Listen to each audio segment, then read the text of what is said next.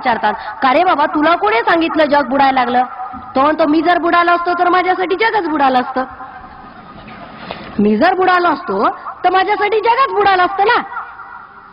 इथल्या स्वतःला हिंदूवादी म्हणवणाऱ्या संघटनांचं नेमकं असं आहे, त्या बुडायला लागल्या की बोंबलायला लागतात हिंदू खतरे में, आणि मग सगळे ओबीसी एसटी एसटी लोक त्यांच्या पाठीमाग पळायला लागतात, हिंदू खतरे में चला, हिंदू खतरे में चला. इलेक्शन मध्ये जिंकून आले की मग म्हणतात आम्ही बुडालो असतो, तुम्ही बुडालेच असते. ही त्यांचं तत्वज्ञान आहे. तशाच पद्धतीनं बळीचं राज्य संपवणं हा ब्राह्मणासमोरचा सगळ्यात मोठा प्रश्न होता. आणि बळी काय साधा सुद्धा राजा नव्हता. बळीची फौज फार मोठी होती, बळीचं राज्याचं प्राबल्य फार मोठं होतं. बळीची राज्यकारभाराची पद्धतच इतकी आदर्श होती की कुणीही बोट ठेवू शकत नव्हतं. 9 खंड या भारताचे पाडलेले होते आणि प्रत्येक खंडाचा जो खंडपती होता त्याला तुम्ही खंडोबा म्हणता, हा बळीचा सेनापती होता. हा जो ज्योतिबा आहे तो बळीचा सेनापती होता. त्यांचे तुम्ही देव करून टाकले आणि एकदा माणूस देव झालं की त्याचं कर्तृत्व संपत असतं. म्हणून ब्राह्मण प्रत्येक महापुरुषाला तुमच्या देव करतात. प्रत्येक महापुरुषाला देव केलं की समजायचं तो महापुरुष संपलेला आहे. मग या बळीराजाला मारण्यासाठी या अंगद ऋषीनं त्याच्या बायकोला विचारलं की काय झालं, तू दुःखी आहेस? तेव्हा ती सांगते की बळी नावाचा राजा आहे आणि मला असं वाटतं की या संपूर्ण साम्राज्याचं राज्यपद माझ्या मुलाला म्हणजे इंद्राला यावं, तुम्ही त्याच्यासाठी काहीतरी करा. मग अंगद ऋषी म्हणतो की तुझ्या मनाप्रमाणे होईल. आणि मग वामनाचा जन्म होतो त्या स्त्रीच्या पोटी. असं म्हणतात की तो वामन तिच्या पोटामध्ये 1000 वर्ष होता. पुराणात लिहिलेलं आहे, मनानं सांगत नाही. पुराणात लिहिलेलं आहे की वामन 1000 वर्ष आपल्या आईच्या पोटात होता. तुमचा वामन असू शकतो पण आमचा बळी एवढे दिवस नाही जगू शकत. तुमचे लोक असू शकतात असे, कारण तुमचे लोक काही करतात, आमचे लोक करत नाही. त्याचा मतितार्थ आपण घ्यायचा असतो. इतिहास आपल्या समोर मांडत असताना, इतिहासाचा अभ्यास करत असताना थोडंसं संशोधन करावं लागत असतो. याचा अर्थ जरा वेगळ्या पद्धतीने आपण घेऊ. 1000 वर्ष दवा धरून ही ब्राह्मण लोक बसू शकतात. जर बदला घ्यायचा असेल तर ते संधीची वाट बघत असतात. वामन सुद्धा अशा संधीची वाट बघत होता आणि त्याला ती संधी आली. बळीराजाचा एक दिवस असा असायचा की ज्या दिवशी तो सगळ्यांना दान करण्याचं काम करत होता आणि त्या दिवशी तो कुणालाही नाही म्हणत नव्हता. या संधीचा फायदा वामनानं घेतला आणि बळीकडे गेला आणि बळीला सांगितलं की बळीराजा, तू अतिशय कर्तव्यदक्ष आणि आदर्श राजा आहेस. आजच्या दिवशी तू कुणालाही नाही म्हणत नाही आणि मागितलं ती वस्तू, ती गोष्ट त्याला देत असतोस. मला सुद्धा दे. 3 पावलं जागा.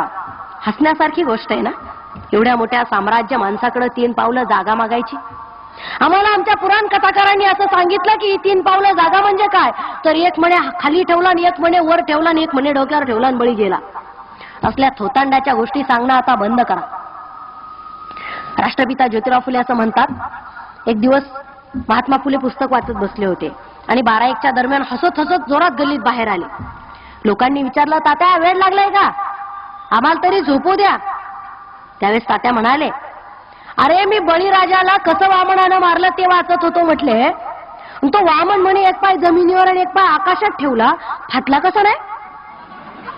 म्हणजे समीक्षेच्या दृष्टीनं आणि चिकित्सेच्या दृष्टीनं जर आम्ही ब्राह्मणांचं तत्वज्ञान उघडून पाहायला लागलो तर फोल तत्वज्ञान आमच्या पुढे यांनी मांडत आलेलं आहे हजारो वर्ष.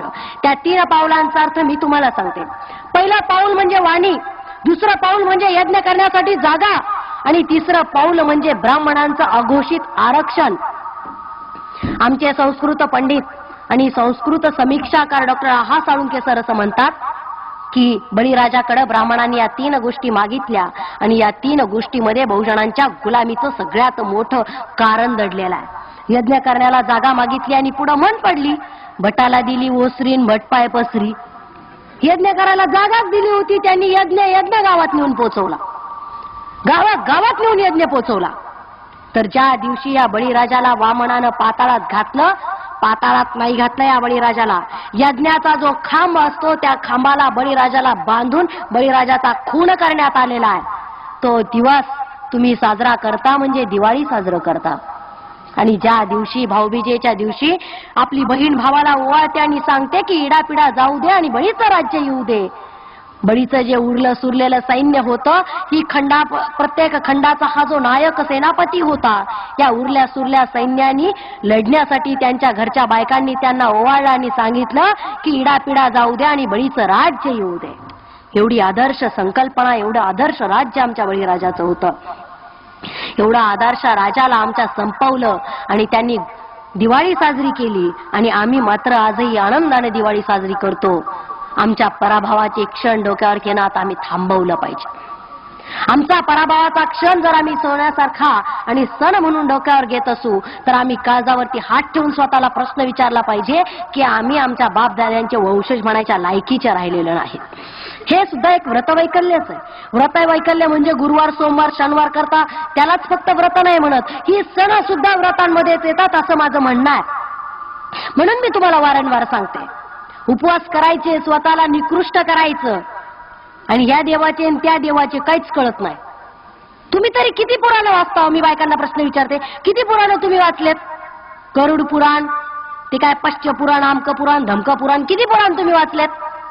ज्या धर्माला तुम्ही तुमचं मानता तो धर्म तरी तुम्ही वाचून काढलाय का? त्या धर्माची आचारसंहिता काय हे तरी तुम्हाला माहिती आहे का? मग कोणाचे उपवास करता तुम्ही? कुणाचे आम्ही उपवास करतो, कुणाच्या देवाला आम्ही आमचा देव म्हणतो, कुणाच्या धर्माला आम्ही आमचा देव म्हणतो, काहीच कळलं नाही आम्हाला. आम्हाला फक्त माहिती आहे आमचं स्टँडर्ड मेंटेन करायचं. आम्हाला फक्त आता कळतंय सध्या आमचं स्टँडर्ड मेंटेन करायचं. स्टँडर्ड म्हणजे नेमकं काय असतं? दिवाणखान्यामध्ये छान आरामशीर गाद्या लोड असावेत, किचनमध्ये गेल्यानंतर सुंदर किचन असावं, रेफ्रिजरेटर असावं, वॉशिंग मशीन असावं, सगळ्या अद्यावत सुविधा असाव्यात आणि त्या किचन घरामध्ये एका कोपऱ्यामध्ये 33 कोटी देवांची फौज असावी. त्याच्यामध्ये छान सोन्याच्या चांदीच्या मूर्त्या असाव्यात आणि निर्बुद्ध डोक्यानं आम्ही रोज त्याची पूजा करावी. म्हणजे विचार करायचा नाही, चिकित्सा तर त्याहून करायची नाही. चिकित्सा कशाबरोबर खातात हेच आमच्या लोकांना कळत नाही. मुळात चिकित्सा कशाला म्हणतात आणि ती काय असते हेच आमच्या लोकांना कळत नाही. बरं तुम्ही पुराण वाचली असती हो, पण ती तुमच्या भाषेतच नाहीत. तुम्ही पुराणं वाचली असती पण ती तुमच्या भाषेतच नाही. या पृथ्वीवरती जेवढे म्हणून लोककल्याणकारी आणि आदर्श अशी लोक होऊन गेली ना, त्या सर्वांनी लोकभाषेमध्ये आपली ग्रंथ लिहिली.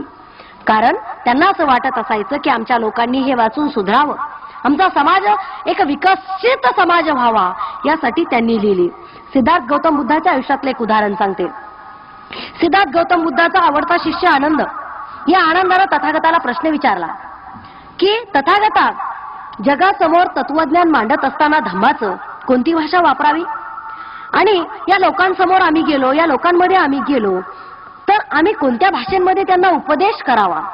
त्यावेळेस तथागत आनंदाला सांगतात, आनंदा, ज्या बोबड्या भाषेमध्ये लहान मूल आपल्या आईला प्रश्न विचारतं आणि ज्या भाषेमध्ये ती आई आपल्या मुलाच्या बोबड्या प्रश्नांना उत्तरं देते, आपल्या मुलाच्या निरागस मनाला समजतील अशा पद्धतीने ज्या भाषेमध्ये ती विश्लेषण करत असते, ती भाषा समाज पुढाऱ्याची असली पाहिजे. ती भाषा समाजामध्ये जाऊन संदेश देणाऱ्या संतांची असली पाहिजे. तीच भाषा भिक्खूंची असली पाहिजे आणि तीच भाषा भिक्खू संघाची असली पाहिजे, असं तथागत त्या आनंदाला सांगतात. याला म्हणतात जगाचे नेते. छोट्या छोट्या गोष्टीतून जगाचं तत्वज्ञान शोधण्याचं काम आमच्या महान नेत्यांनी केलं. आणि आमचे हे पंडित पुरोहित काय सांगतात? हे पुरोहित पंडित असं सांगतात की धर्मग्रंथ हे संस्कृत मधून असले पाहिजेत, कारण संस्कृत कुणालाही कळत नाही, ती फक्त ब्राह्मणांना कळते आणि फक्त ब्राह्मणांचंच भलं झालं पाहिजे, असा त्यांचा तुम्हाला संदेश आहे. मग ते तुम्हाला काय सांगतात? सुदामा फार गरीब होता, कृष्णाच्या राज्यात काय लोक नव्हती का? फक्त सुदामाच होता का? मग तो फार गरीब होता. त्या परभणीच्या ब्राह्मण अधिवेशनामध्ये त्यांनी जर अक्कल पाजळली, त्या कुमार केतकरचं काय केलं तुम्हाला माहितीये? त्या अक्कल पाजळताना त्यांनी काय संशोधन समोर मांडलं की आमच्या सुदाम्याला बहुजन लोक बदनाम करतायत, त्याची टिंगल उडवतायत, एवढा चांगला माणूस आमचा सुदामा आणि त्याला असं असं करतायत. आणि कटआउट कोणाचं लावतात? परशुरामाचं. काय केलं या परशुरामानं? जर तुम्हाला सांगते, तुम्ही अक्षय तृतीया करता ना, अक्षय तृतीयाच्या दिवशी या परशुरामाला तुम्ही पुजता, लाजा वाटल्या पाहिजे आम्हाला. बघा, हा परशुराम नावाचा राम फार रागीट होता म्हणतात, फार रागीट. यानं स्वतःच्या आईला मारलं, 2 भावांना मारलं. का? तर आपल्या पित्याची आज्ञा म्हणून. या जगामध्ये असा माणूस नसेल ज्यानं कुणाची आज्ञा असू देत ती. परमेश्वर आहे की नाही ही संकल्पना आता आपण कालबाह्य केलेली आहे. ईश्वर असतो नसतो या भानगडीत आपण पडत नाही, पण कितीही विश्ववंद्य माणूस असता आणि त्यानं जर सांगितलं की आपल्या आईला मार, तर मला नाही वाटत की कोणत्या लेकराची छाती होईन आपल्या आईला मारायची. या परशुरामानं या बामणाच्या महान संतानं म्हणे आपल्या आईला मारलं आणि 2 भावाला मारलं. भावाला मारण्याची संस्कृती यांची आहे. नुकतंच घडलेलं उदाहरण महाजनांच्या घरातलंही तुम्हाला माहित असेल. ही संस्कृती त्यांची आहे, आपली नाहीये. आपली संस्कृती नाहीये, ही त्यांची संस्कृती आहे. तर परशुरामाचा आदर्श आहे ना तो, दुसऱ्या तिसऱ्याचा नाही, त्यांचेच आदर्श त्यांच्या डोक्यावर आहेत.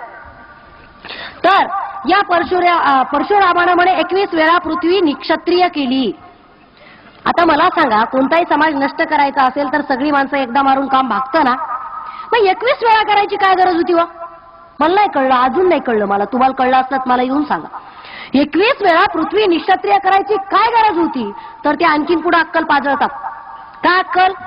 आईच्या गर्भामध्ये असलेला क्षत्रिय सुद्धा त्यानं मारला.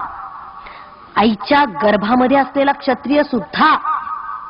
आणि कुठलाही क्षत्रिय जन्मच घेणार नाही जेवढा त्यानं क्षत्रियाच्या वंशाचा म्हणे संपूर्णपणे म्हणजे नायनाट केला.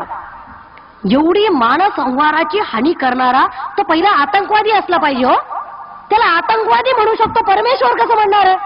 माणसं मारणाऱ्याला परमेश्वर म्हणत असतात का? माणसं मारणारा जर तुमचा देव असेल तर त्याला देव म्हणायचं का? आम्ही तरी नाही म्हणणार आणि बहुजन समाजाने म्हणू नये. माणसं मारणारे आमचे परमेश्वर भगवान कधी येऊ शकत नाही. तथागत सिद्धार्थ गौतम बुद्ध अंगुलीकडे गेला. अंगुली हा एक एक माणसाला मारायचा आणि त्याची करंगळी कापून आपल्या गळ्यामध्ये माळ उली होती आणि 99 माणसं त्यानं मारली आणि 100व्या माणसाची तो वाट बघत होता. 100वा माणूस कुणीतरी येईन आणि माझे एक तप पूर्ण होईल या अतिशय वेगळ्या आनंदामध्ये तो होता. तथागत सिद्धार्थ गौतम बुद्धाला ही गोष्ट कळली. तथागत त्याच्याकडे गेले. तो म्हणत होता, तथागत माझ्याकडे येऊ नका, मी 100व्या माणसाची वाट पाहतोय. तुम्ही माझ्याकडे येऊ नका, मला तुम्हाला मारायचं नाही, कारण तुम्ही जगाला चांगलं शिकवत असता. बघा, गुंडांना सुद्धा चांगली माणसं कळतात आणि बदमाश माणसाला चांगलं कसं म्हणायचं बामणाला चांगलं माहिती. बदमाश माणसाला नेते म्हणतात ते. मग या तथागतांनी तरीही न घाबरता अंगुलीमालाकडे गेले. एवढ्या लोकांना मारणारा अंगुलीमाल तथागतांसमोर नतमस्तक झाला. कारण काय? मी एवढा क्रूर माणूस, माझ्यासारखा कुख्यात गुंड असलेला माणूस, याच्या समोर तथागत कुठलंही शस्त्र न घेता निर्भीडपणे येऊ शकतात. एवढा तो महामानव. त्या अंगुलीकारानं शस्त्र खाली ठेवलं आणि तथागताच्या पायाशी लोळण घेतलं की भगवान, मी आज हा धंदा सोडून दिला. याला महापुरुष म्हणतात. याला महान तत्वज्ञानी म्हणतात, महापुरुष म्हणतात. आम्ही आमच्या भाषेमध्ये भगवान जर कोणाला म्हणायचं असेल तर या माणसाला भगवान म्हणू. परशुरामाला भगवान नाही म्हणणार कधी. आईच्या गर्भातला क्षत्रिय मारणाऱ्याला आम्ही परमेश्वर नाही म्हणू शकत कधी. त्याला आम्ही आतंकवादी म्हणू. मध्यंतरी माझ्या मोबाईलवर एक SMS आला होता बघा. हर मुसलमान आतंकवादी नहीं होता, लेकिन हर आतंकवादी मुसलमान होता है. मी त्याला उत्तर पाठवलं. हर ब्राह्मण हत्यारा नहीं होता, लेकिन हर महापुरुष की हत्या करने वाला ब्राह्मण ही होता है. पर्याय नाही हो, इतिहास आहे. आमच्या समोर इतिहास आहे. सिद्धार्थ गौतम बुद्धाच्या भिक्खूंच्या कत्तली या ब्राह्मणांनी केल्या. सम्राट अशोकाचा वंश संपवण्याचं काम या ब्राह्मणांनी केलं.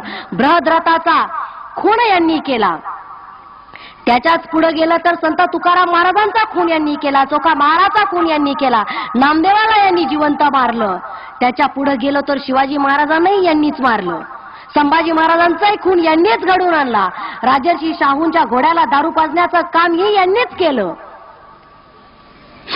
त्याच्यानंतर डॉक्टर बाबासाहेब आंबेडकरांनाही यांनीच मारलं अशीच म्हणायची वेळ आलेली आहे.